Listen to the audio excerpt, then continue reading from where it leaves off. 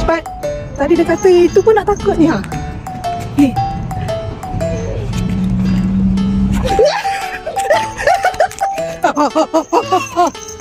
Cepat sini, cepat. Masuk.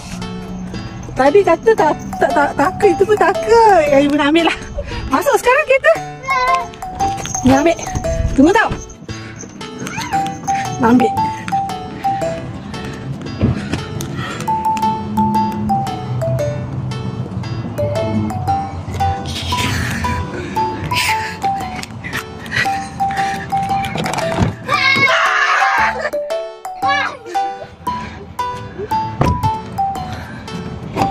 Ada takut?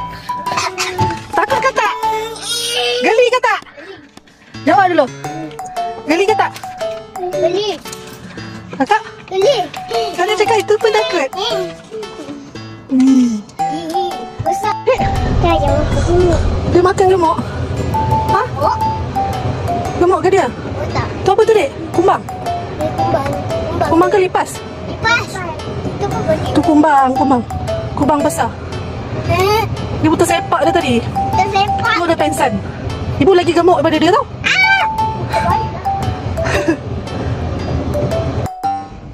Bang pun takut. Oh. Kumbang pun takut. Ibu pun takut. Ibu tak takut. Ibu relax je ambil. Ibu terkejut dia tadi sebab ibu dah tersepak dia. Betul-betul lah. Dia lah melintas depan ibu dengan betul. Jalan dia dah sepak sampai terperanjat. Lepas dia terperanjat sampai dia pengsan. Hantar anak-anak ke sekolah. Mai Assalamualaikum.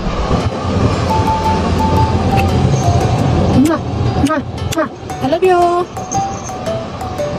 Yuk kak masuk. Bye bye. I love you.